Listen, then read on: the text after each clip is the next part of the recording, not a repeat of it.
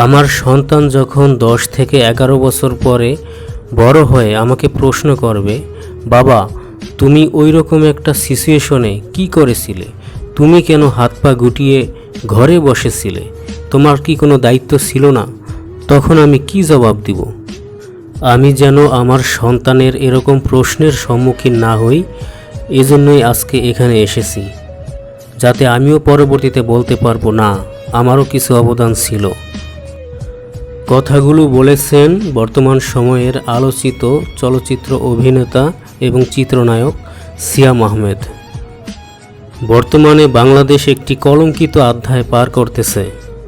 এই অধ্যায়টির সূচনা হয়েছে কোটা আন্দোলনকে কেন্দ্র করে। তো বন্ধুরা, বিষয়টা আমি একটু ক্লিয়ার করি। আমরা পড়াশোনা কেন করি? এত কষ্ট করে পড়াশোনা করে ভালো একটি ইউনিভার্সিটিতে ভালো অঙ্কের টাকা দিয়ে ভালো একটি সার্টিফিকেট কেন অর্জন করি? নিশ্চয়ই ভবিষ্যতে ভালো একটি চাকরির জন্য। আর ভালো চাকরি বলতে তো সরকারি চাকরিকেই বুঝি, যে চাকরিতে সিকিউরিটি আছে, ভবিষ্যতের একটা নিশ্চয়তা আছে। তো গরিব অথবা মধ্যবিত্ত ফ্যামিলির মেধাবী সন্তানরা কখনোই সরকারি চাকরি পায় না, কারণ প্রতি বছর যে পরিমাণ সরকারি চাকরির নিয়োগ হয় সেখানে শতকরা প্রায় 60% মতো আছে কোটায় চলে যায় সেগুলো। আর বাকি 40% টাকার জোরে, ঘুষের জোরে, প্রশ্নভাসের জোরে, আত্মীয় স্বজনের জোরে চলে যায়। তো যাদের উপর লেভেলে আত্মীয় স্বজন নেই, লক্ষ লক্ষ টাকা হাতে নেই, কোটা নেই, তাদের কি হবে? এত কষ্ট করে পড়াশোনা, এগুলো কি সব বৃথা? আর এই অসুস্থ ব্যবস্থাকে দূর করতেই আন্দোলনে ডাক দিয়েছে শিক্ষার্থীরা। তো কি হলো? শত শত শিক্ষার্থী এখন কবরে।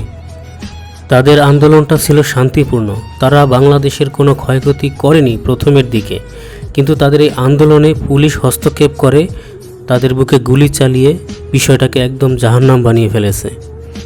এবং এই সুযোগ হাতছাড়া করেনি বিরোধী দলগুলো, তারা যেন আগুনের ভিতরে আরও কেরোসিন ঢেলে দিল।